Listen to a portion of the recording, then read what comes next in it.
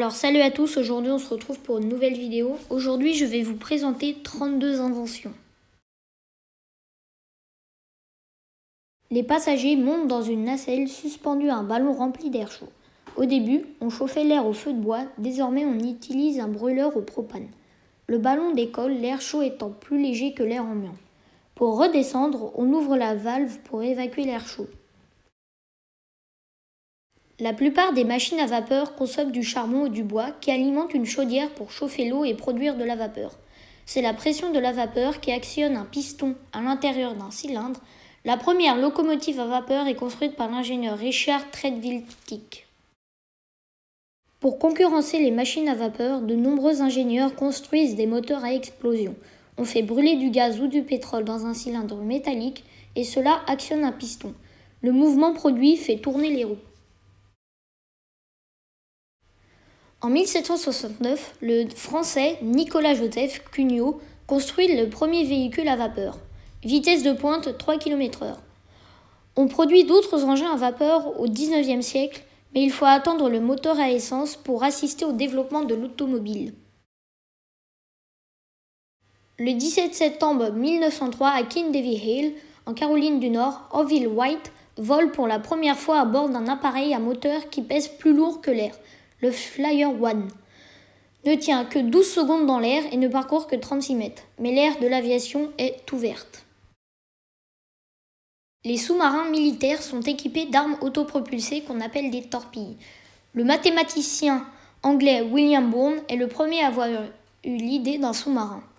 Dès 1580, il imagine une embarcation capable de flotter à la surface de l'eau et de plonger. Mais il faut attendre plus de 3 siècles plus tard pour voir ce projet se réaliser. Voyager dans l'espace exige de pouvoir compter sur une force de propulsion considérable car il faut échapper à la gravité terrestre. La plupart des moteurs fonctionnent en mélangeant l'air et le carburant. Or, il n'y a pas d'air dans l'espace. Donc il faut construire des fusées capables d'embarquer et du carburant et de l'oxygène.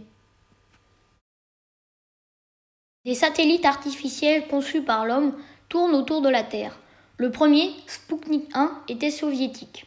Lancé en 1957 par un lance-missile longue distance transformé en fusée, il marque le début de la conquête spatiale.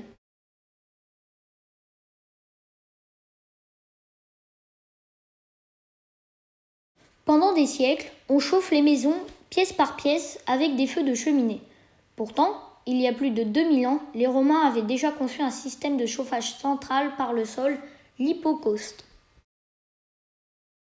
Il y a plus de 4000 ans existaient déjà des chasses d'eau rudimentaires. Les maisons crétoises avaient leurs toilettes intérieures nettoyées à l'eau, que ce soit par le courant d'un ruisseau ou manuellement avec des brosses d'eau. L'Américain Clarence Birdsey est un spécialiste des sciences naturelles.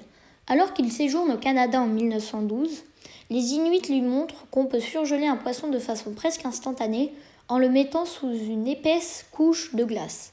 Birdsey décide d'appliquer la méthode à tous les aliments.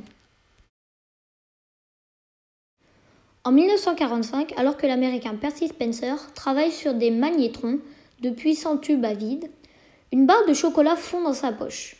Intrigué, il refait l'expérience avec un œuf. Celui-ci explose. Les ondes émises par les magnétrons cuisent les aliments de l'intérieur. Jadis, pour garder sa maison propre, on se battait continuellement contre la poussière et il fallait sortir les tapis pour les battre dehors. Au début du XXe siècle, ces corvées sont nettement réduites avec l'arrivée de l'aspirateur. Muni d'une pompe à air et d'un ventilateur, il aspire la poussière et le stocke dans un sac. Écrire à l'encre n'était pas simple, avant que le journaliste hongrois László Bíró n'invente un nouveau stylo en 1931. Agacé par les fuites et les taches de son stylo à plume dont l'encre séchait trop lentement, il s'aperçoit que celle utilisée pour les journaux, épaisse et visqueuse, sèche instantanément. Dans les ampoules à filaments inventées à la fin du XIXe siècle, on fait passer sous vide d'air du courant électrique à travers un filament de carbone. C'est en chauffant que le filament produit de la lumière.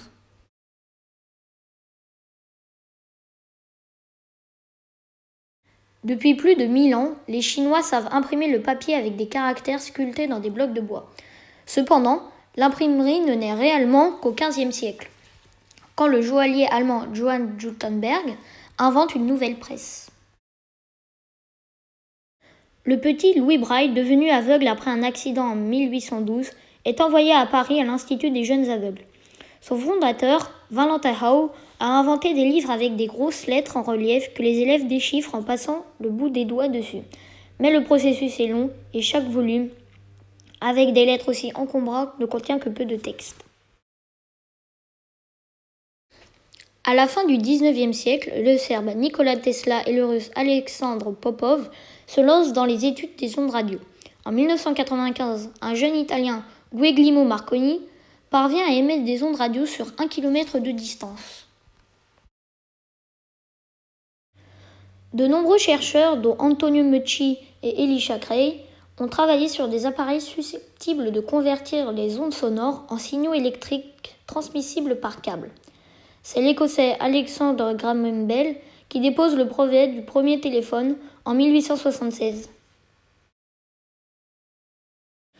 Les ordinateurs sont des machines de traitement de l'information. Les informations sont saisies par l'intermédiaire d'un clavier, d'un écran tactile ou d'une clé USB. Elles sont ensuite enregistrées et traitées par le programme de l'ordinateur. Les résultats sont envoyés sur l'écran. On peut les imprimer sur papier. Un réseau informatique est une série d'ordinateurs ou d'appareils numériques reliés entre eux par câble, ligne téléphonique ou onde radio sans fil. Internet est un gigantesque réseau de réseaux qui partagent des informations et communiquent entre eux grâce à des règles et des codes communs.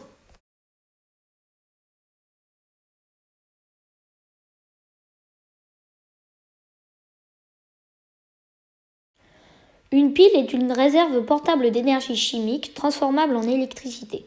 La première a été inventée par l'Italien Alessandro Volta en 1799. Sa pile voltaïque est composée de couches de disques alternés zinc, cuivre et carton plongés dans de l'eau salée. Aujourd'hui, de nombreux objets, des jouets aux grosses voitures, fonctionnent avec des piles. Les explosifs ne servent pas seulement qu'en temps de guerre, mais aussi dans le bâtiment et l'exploitation minière pour faire exploser les rochers. Pendant longtemps, on a utilisé la poudre à canon, mais en 1869, le chimiste suédois Alfred Nobel invente la dynamite, beaucoup plus puissante. Sous le terme plastique, on regroupe de nombreux matériaux faits de longues chaînes de molécules. Le polymère, qui peuvent être moulés et façonnés en les chauffant et en les pressant. 30 millions de tonnes de plastique sont produites chaque année pour de multiples usages domestiques et industriels. Les lasers sont des amplificateurs de lumière qui émettent des rayons concentrés et puissants. En 1960, le savant américain Theodore H. Meiman fabrique le premier laser avec un flash de photographe. Il place à l'intérieur une barrette de rubis qui produit un rayon fin et rouge quand on actionne le flash. Les robots sont des machines capables d'accomplir des tâches précises, trop répétitives ou dangereuses pour les hommes. La plupart des robots interagissent avec leur environnement et sont programmés multitâches. En 1895, alors que Wilhelm Röntgen travaille sur des tubes lumineux à gaz, il découvre par hasard des ondes qui traversent la peau, mais pas le métal et les os. Il nomme rayons X. Au XIXe siècle, des scientifiques découvrent qu'une image reste sur la rétine une fraction de seconde après sa disparition. Les inventeurs exploitent ce principe pour faire défiler devant l'œil une série de dessins, chacun légèrement différent du précédent. S'il passe à la bonne cadence, le cerveau reconstitue le mouvement. Les ondes sonores vibrent dans l'air ou ailleurs. Leurs amplitudes peuvent varier ainsi que leur fréquence. Thomas Edison invente en 1877 le premier appareil capable de capter, enregistrer et reconstituer le son, le phonographe. C'était l'invention préférée d'Edison. Ils s'y sont mis à plusieurs pour inventer la télévision. Le système repose sur 3 éléments clés. Une caméra pour filmer, un procédé pour transmettre les films par câble, par satellite ou par onde, et un récepteur de télévision pour les afficher sur l'écran. En 1930, un jeune gymnaste de 16 ans, George Neeson, observe des trapézistes en train de sauter dans leur filet de sécurité. Cela lui donne l'idée de bricoler dans son garage de l'Iowa son propre tremplin à rebond. Après avoir fabriqué un cadre métallique avec des barres de récupération, il tend par-dessus une toile qu'il fixe avec des chambres à air. Les jeux vidéo sont nés dans les universités inspirées du morpion. Oxo a été créé en 1952 en Angleterre à Cambridge par A.S. Douglas. 10 ans plus tard, au MIT, Massachusetts Institute of Technology, Steve Russell imagine Spyware, le premier jeu d'action pour ordinateur. 2 joueurs dirigent une bataille de vaisseaux spatiaux avec leur clavier. Et voilà, c'est déjà la fin de cette vidéo. J'espère que ça vous aura plu. N'oubliez pas de vous abonner et de liker cette vidéo.